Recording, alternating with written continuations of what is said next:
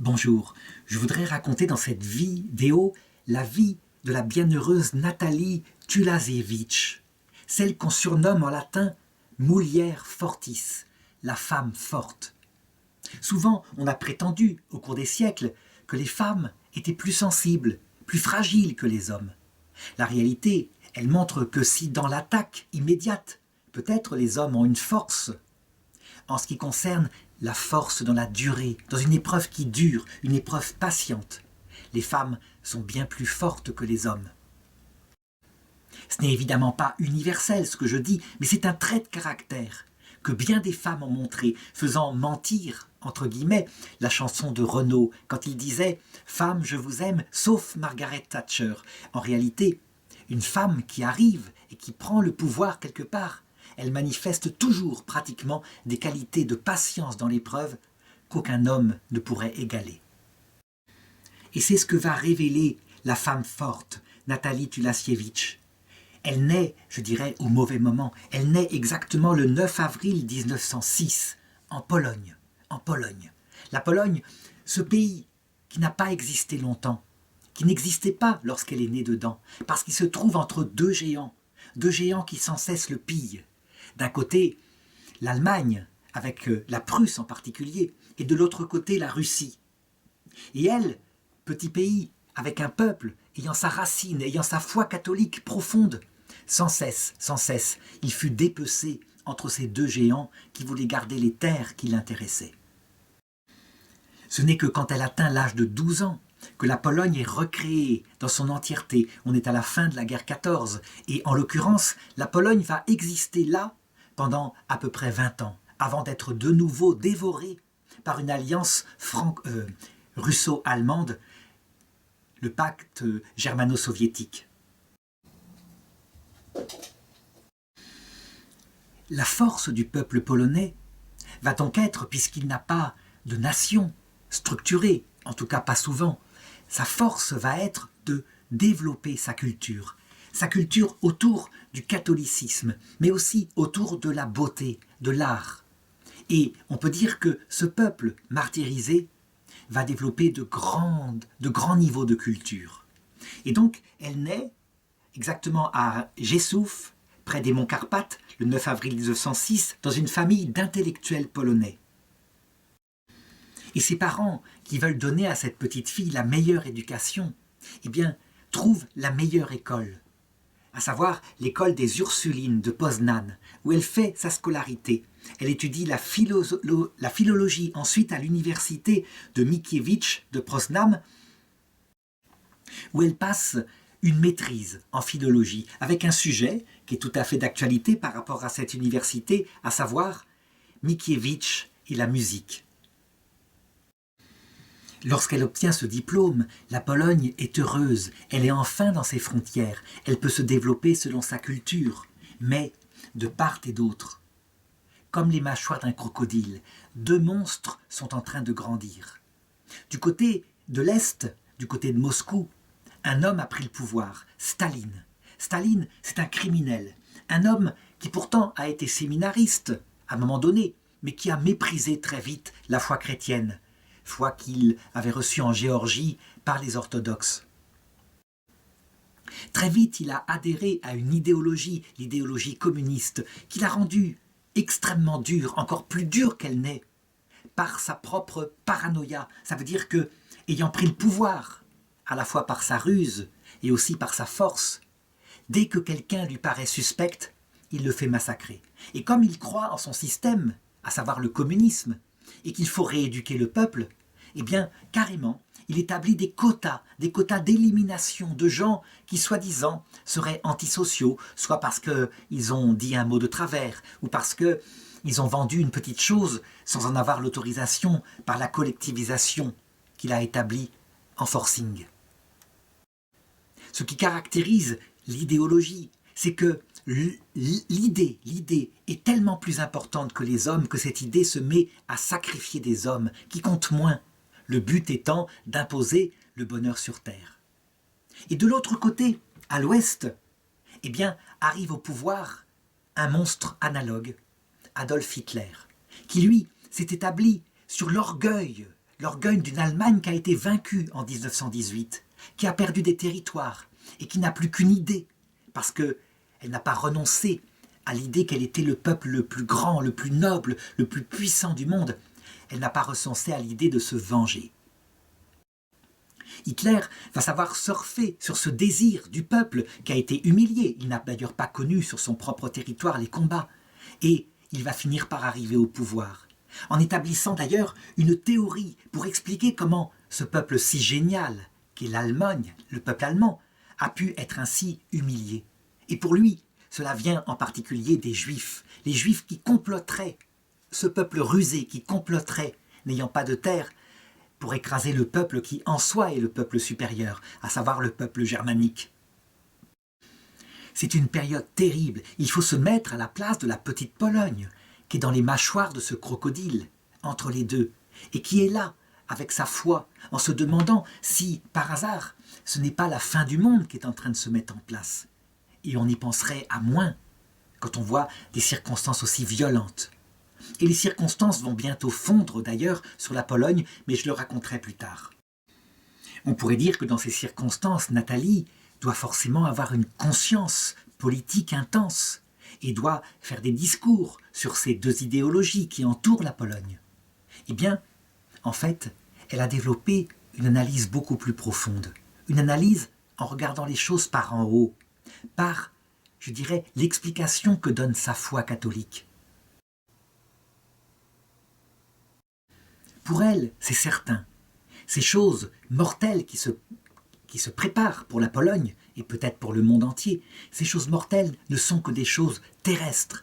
Et le Christ a vaincu. La victoire du Christ, elle est acquise. Elle est acquise et elle se manifestera.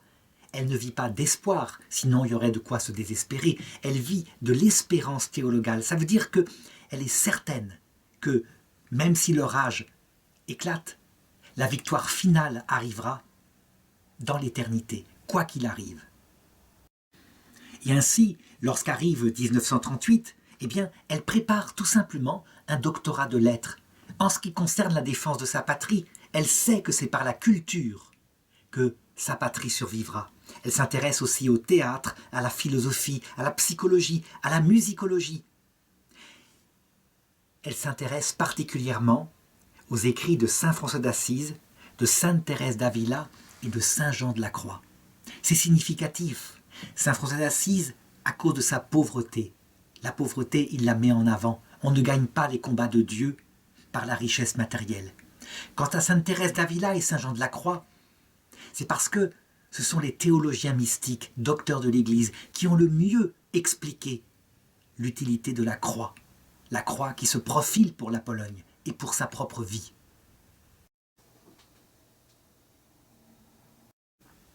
C'est toujours Dieu qui permet les croix. Et les croix qu'il permet, le temps de cette terre, le temps de ce chemin de purification, ne visent qu'à une seule chose, nous libérer de notre orgueil, façonner en nous un cœur pauvre, un cœur brisé, un cœur humble, afin que nous puissions un jour, si nous aimons Dieu, le voir face à face. Et voilà qu'en 1939, l'occupation allemande et l'occupation soviétique, je dirais, prennent la totalité de la Pologne. Aucune terre n'est plus libre. Du côté soviétique, on le sait, des massacres sont effectués.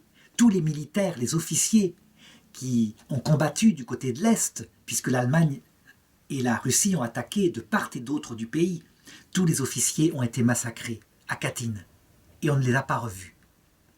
Du côté allemand, on voit apparaître une occupation très dure, avec un mépris total pour le peuple polonais. Certains disent, mais ils ne peuvent pas les avoir méprisés, ce sont des blonds aux yeux bleus, ce sont des gens blancs, donc la race blanche, ça devrait leur plaire.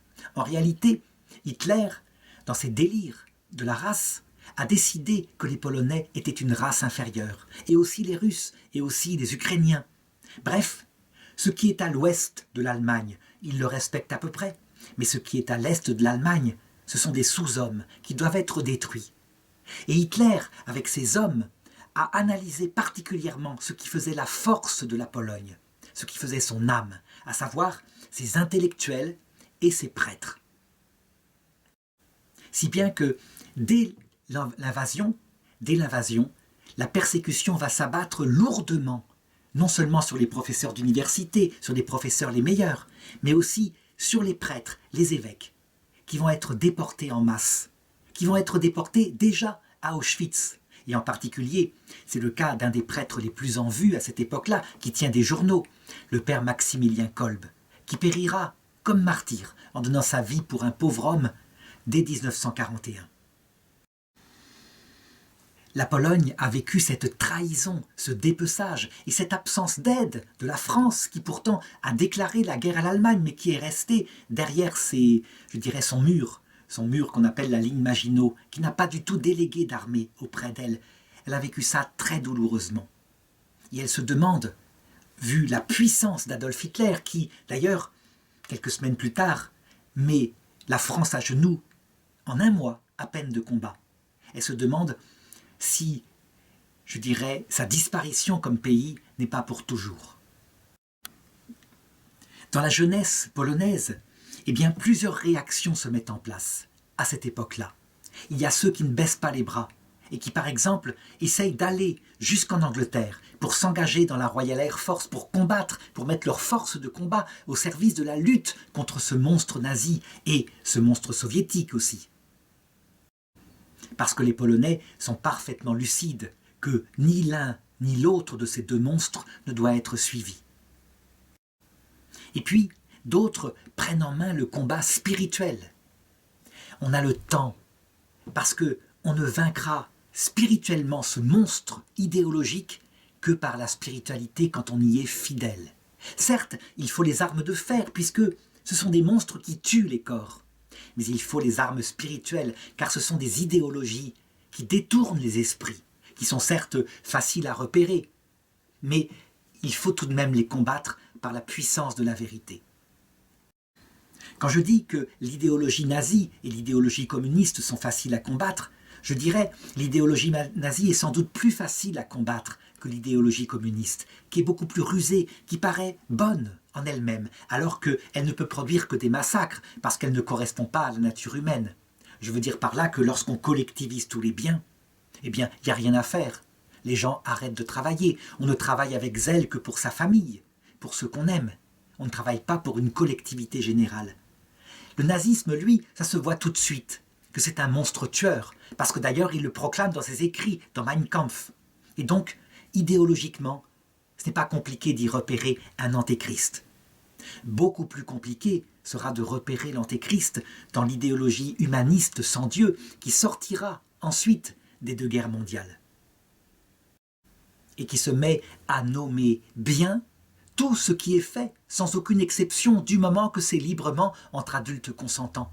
Comme s'il n'y avait pas de nature humaine, comme s'il n'y avait pas de respect à avoir pour Dieu, comme s'il n'y avait pas aussi de respect profond à avoir pour son prochain.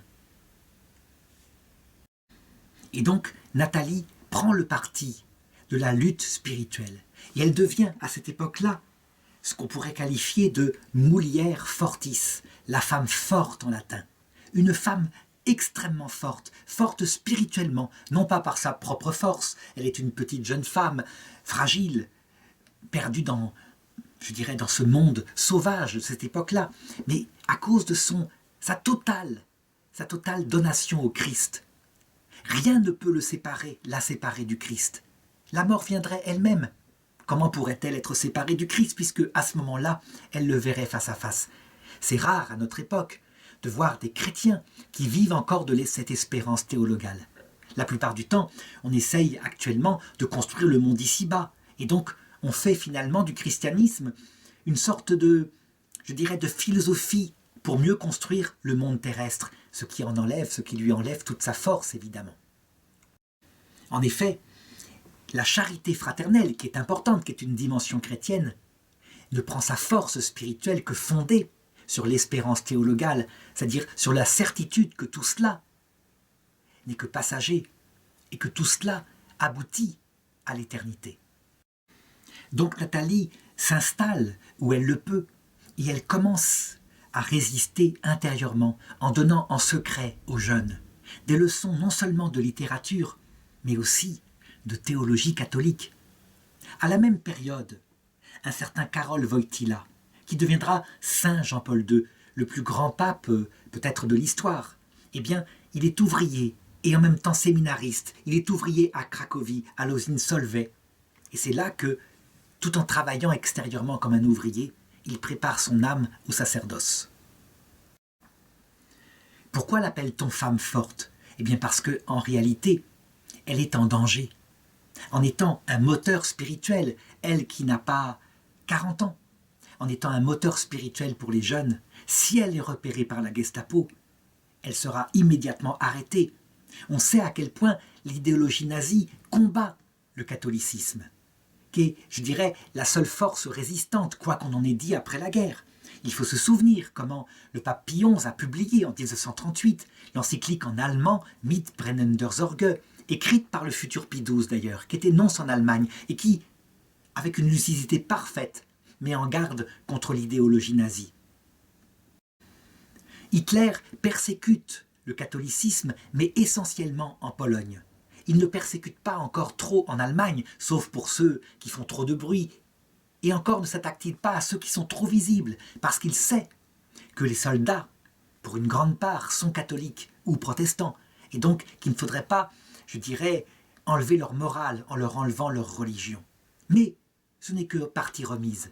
En tout cas en Pologne, dès qu'un prêtre un peu vivant est repéré, aussitôt il est déporté à Auschwitz et parfois exécuté, ou alors dans un autre camp où il travaille jusqu'à épuisement et jusqu'à la mort. Les années passent et l'Allemagne dévore de plus en plus ses soldats.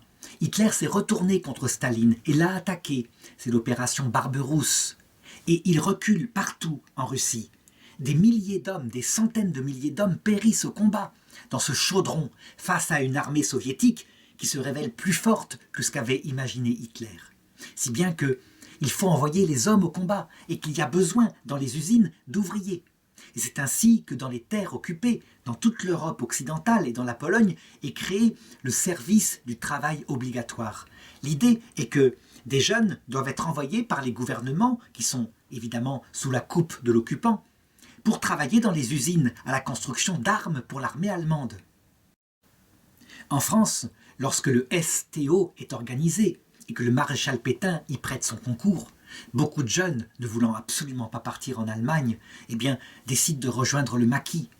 D'autres, au contraire, comme par exemple Marcel Callot, ce catholique rennais, ce catholique profondément social, décide volontairement d'accompagner des camarades au STO parce que ils y sont obligés, ils ont été attrapés ou alors ils n'ont pas eu le courage de quitter pour prendre le maquis, afin de leur apporter une aide spirituelle qu'il leur faut. Eh bien, Nathalie va avoir exactement la même idée. Le STO est organisé en Pologne, des ouvriers sont obligés de partir pour travailler en Allemagne et elle décide de les accompagner, non pas pour travailler, mais pour porter leur âme avec un enseignement, pour les garder fidèles à Jésus-Christ, pour leur garder l'espérance de la victoire finale. Et elle le fait avec efficacité. Elle, qui a 37, 38 ans, face à ces jeunes qui quelquefois n'ont pas encore une solidité d'âme, eh bien, elle leur apporte ce qu'il leur faut. Elle organise des conférences, des cercles de prière, elle organise des pièces de théâtre, toutes sortes de choses qui permettent de garder non seulement la culture polonaise, mais aussi la foi en attendant les jours meilleurs. Évidemment, c'est risqué, c'est dangereux. Si elle est repérée, elle le sait, elle sera déportée. Évidemment, un jour, elle se fait prendre. Et donc, elle est aussitôt arrêtée. Elle est d'abord emprisonnée près de Cologne. Et ensuite, elle est déportée vers le camp de Ravensbrück. Nous sommes en septembre 1944. Le camp de Ravensbrück, qu'est-ce que c'est ? C'est pas un camp d'extermination au sens propre comme Auschwitz-Birkenau, où là, tout est organisé dès le départ pour exterminer par des chambres à gaz, puis ensuite les corps sont détruits par des fours crématoires. Là, c'est plutôt autre chose. On se dit qu'il serait bête d'éliminer des forces vitales, comme des jeunes qui peuvent encore travailler, mais qu'il est plus simple et plus intelligent de les épuiser par le travail, et ensuite, une fois qu'ils n'en peuvent plus, alors de les gazer et de les faire disparaître. Finalement, ces camps de travail, avec comme devise à leur entrée « Arbeit macht frei », cette devise bien connue, le travail rend libre, sont des camps d'extermination par la misère et par l'épuisement.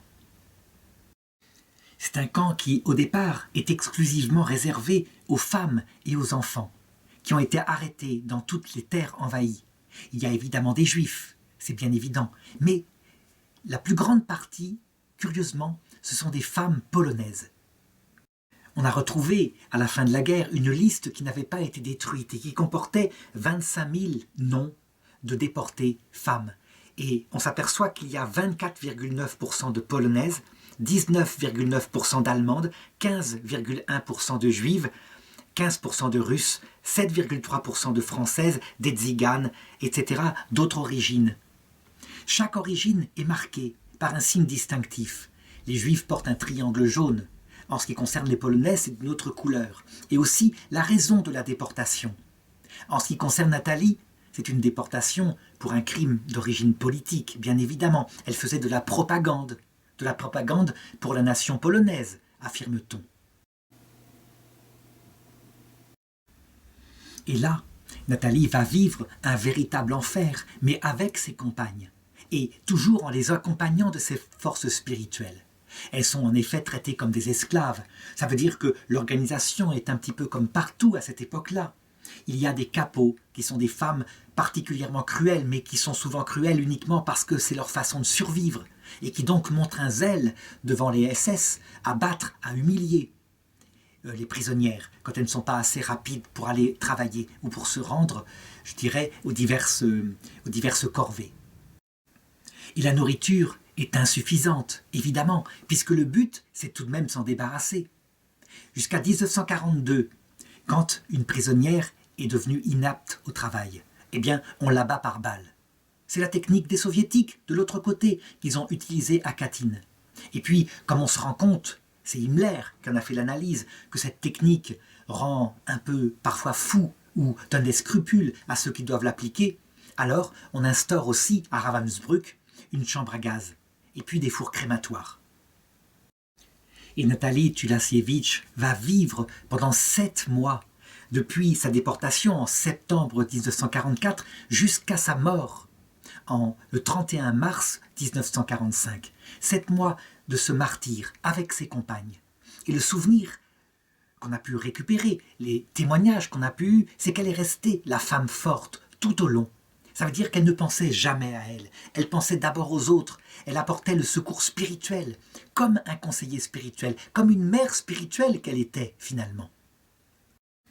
À l'occasion de cette épreuve terrible, eh bien, elle branche, on pourrait dire, les prisonnières sur le Christ. Elle leur parle de la vie éternelle.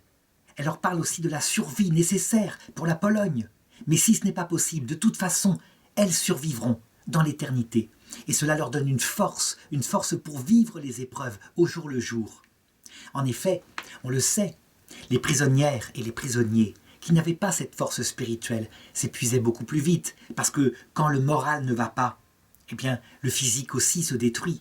Mais quand le moral est porté par une espérance profonde, eh bien, on affronte les épreuves terribles qui frappent le corps de manière beaucoup plus solide. Ceux qui ont expérimenté l'angoisse savent que c'est l'épreuve ultime avec le désespoir et que, en comparaison, les sévices physiques qu'on peut subir, eh bien, je dirais, ils passent, ils s'objectivisent. Mais lorsque le cœur va bien, malgré les sévices physiques, alors la croix, quelque part, est légère. À cause d'un désespoir, on se suicide. À cause d'une épreuve terrible, un épuisement physique, si l'espérance est là, eh bien on tient bon. Et Nathalie, elle tient bon et elle fait tenir ses compagnes. Les nouvelles parviennent peu au camp, mais tout de même, il en filtre quelques-unes. Et on sait que le Reich perd du territoire, que le Reich est en recul. On finit par apprendre le débarquement qui a eu lieu en Normandie le 6 juin 1944. On en entend parler, ne serait-ce que par les nouvelles prisonnières qui arrivent, et puis de toute façon, une nouvelle si importante, elle ne peut pas rester secrète totalement. Et on voit bien que dans le comportement des gardiens, rien n'est changé dans un premier temps. Mais il arrive, à un moment donné, quand le Reich est véritablement en agonie, que des prisonnières arrivent depuis les territoires de l'Est, depuis Auschwitz, où elles ont été rapatriées au cœur de l'Allemagne. Le grand souci de l'Allemagne nazie, à ce moment, c'est d'effacer les preuves du crime, comme si c'était possible. Il est vrai que, près de 80 ans après, certains disent « ça n'a pas existé, ce n'était pas possible ». Évidemment, je dirais les corps ont disparu, ils ont été brûlés dans les fours crématoires, sauf, évidemment, le début du génocide, dans les années 41-42, lorsqu'il se faisait encore par balles, et où les charniers, avec des milliers, des centaines de milliers de juifs en Ukraine, en Biélorussie, sont là, qui crient vers le ciel. Quant aux autres, ceux qui ont disparu, corps et âme, en apparence, parce que leurs corps ont été brûlés, eh bien, leur absence même crie vers le ciel. Il est vrai que, quelquefois, on se dit, comment un crime peut-il être possible dans une Europe christianisée depuis plus de 1000 ans? Est-ce que ça veut dire que le christianisme n'aurait que superficiellement influencé les âmes? En réalité, c'est plutôt dans des âmes post-chrétiennes, c'est-à-dire des âmes qui ont été affinées par le christianisme, qui ont développé donc une réflexion et qui ensuite ont rejeté fondamentalement le Christ, que peuvent se développer des antichrists aussi idéologiques, aussi profonds, aussi radicalement, je dirais, en effort pour créer une nouvelle humanité. Saint Jean le dit, il l'annonce prophétiquement. L'antéchrist est sorti de chez nous, mais il n'est pas des nôtres. S'il avait été des nôtres, il n'aurait pas fait l'horreur qu'il a fait. Nathalie, quant à elle, elle s'épuise. La nourriture manque de plus en plus. Je dirais, on organise maintenant la mort des prisonniers. À certains endroits, les SS, paniqués, organisent des marches de la mort et ceux qui ne peuvent pas se lever pour, je dirais, rapatrier les preuves vers l'intérieur du Reich sont simplement abattus d'une balle dans la tête. Le vendredi saint 1945, Nathalie arrive à réunir avec ses pauvres forces ses compagnes autour d'elle et leur fait un magnifique enseignement sur la passion, mais sur la résurrection de notre Seigneur. La passion qui explique son amour, qui le révèle, qui le prouve, et la résurrection qui montre la victoire finale, qui arrivera quoi qu'il arrive. Les SS, quant à eux, sont en train d'organiser l'extermination des preuves dans le camp de Ravensbrück. Et donc évidemment, les prisonnières qui sont faibles, qui sont maigres, qui donc sont incapables d'une marche, sont envoyées à la chambre à gaz. Et c'est ainsi que le 31 mars 1945, en même temps d'ailleurs que Sainte Marie de Paris, une autre déportée, qui est, elle, russe, qui a été déportée depuis Paris, qui est une religieuse orthodoxe, et sans doute d'autres saints, eh bien, Nathalie est envoyée à la chambre à gaz, où elle meurt. Je me rappelle qu'un jour, quelqu'un m'a dit, à propos de ces horreurs qui ont subsisté pendant plusieurs années jusqu'à ce que Hitler tombe, sans compter les horreurs soviétiques de l'autre côté, qui ont quelque part gagné en ce sens qu'on ne les dénonce presque pas. Eh bien, il m'a dit, Dieu était absent, Dieu ne s'est pas manifesté. En réalité, nous verrons de l'autre côté qu'il y a une autre façon de regarder les choses, que nous apprend Nathalie, Sainte Nathalie. Ou plutôt, elle est encore bien heureuse, mais on peut déjà la prier comme sainte. À savoir que Ravensbrück, Auschwitz, sont sans doute les lieux sur terre où le Christ ou la Vierge Marie sont le plus apparus avec les saints et les anges pour accueillir les âmes, pour les prendre, pour les consoler et pour les emmener dans la vie éternelle. Ça paraît curieux qu'une horreur créée par le diable puisse devenir une porte du ciel. Pourtant, de l'autre côté, nous verrons que c'est la même chose qui s'est réalisée à la croix. La croix de Jésus, une horreur absolue qui frappe l'innocent absolu, se transforme en porte du ciel qui introduit dans la vie éternelle tous les hommes qui avaient vécu avant et qui attendaient dans la mort.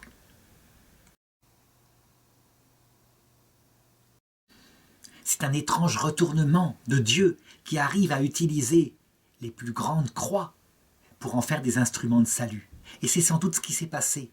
Et c'est sans doute ce que démontre la béatification de Nathalie Tulasiewicz. Son corps On n'en retrouvera rien, bien sûr, il est détruit ensuite dans la chambre à gaz. Il n'y a pas de relique physique de Nathalie. Mais son âme, elle ne cesse de nous aider et de nous rappeler que l'homme ne doit pas vivre seulement d'espoir. Même si l'espoir arrive, la victoire terrestre peut arriver. Et à notre époque, où l'Église connaît une épreuve terrible, mais d'ordre spirituel, comme disait Marthe Robin, il y a un espoir que tout d'un coup, l'Esprit Saint décide, et la grâce revient, et l'Église refleurit, en Occident. Mais ce qui doit être au-delà de ça, parce que Nathalie n'a pas vu de ses yeux, en tout cas de son vivant sur terre, la victoire finale de l'espoir qu'elle communiquait à ses compagnes. Mais ce qui est certain, quoi qu'il arrive, c'est l'espérance. Ça veut dire la victoire éternelle. Quoi qu'il se passe actuellement, où l'Église actuellement subit une épreuve, en Occident, une apostasie totale, quoi qu'il se passe, on doit le croire. Dieu ne permet pas cela, si ce n'est parce qu'il saura en tirer davantage de salut, y compris pour ceux qui, pour le moment, semblent complètement éloignés de lui. En effet, lorsque Jésus se manifeste à ces hommes qui n'ont plus de sens à leur vie, et qui donc en ont payé les conséquences immanentes, lorsqu'il se manifeste à eux par son retour dans la gloire à l'heure de leur mort, à l'heure de la mort où la Vierge Marie nous promet de prier pour nous, pauvres pécheurs. Eh bien, en comparaison de ce désert intérieur qu'elles ont vécu, ces personnes, loin du salut, quand elles découvrent le Christ à la 11e heure de leur vie, elles se précipitent dans le salut avec une puissance, avec un amour que peut-être nous qui sommes habitués n'aurons jamais. Il ne faudra pas ce jour-là prendre l'attitude des serviteurs qui, dans la parabole des ouvriers de la 11e heure, sont jaloux et disent « Nous, on a travaillé toute la journée et eux, seulement quelques minutes et ils ont le même salaire. » Il faudra être, avec Nathalie, de ceux qui se réjouiront parce que notre maître est un bon maître qui sait faire tourner au salut tout, sauf une chose. Évidemment, le blasphème contre l'Esprit Saint. C'est-à-dire le refus libre, conscient, face au retour du Christ, maintenu en pleine lucidité, en pleine maîtrise de soi, le refus de son évangile. Au profit de quoi? Eh bien de l'enfer, que saint Augustin définissait comme ça. L'amour de soi poussé jusqu'au mépris de Dieu et du prochain.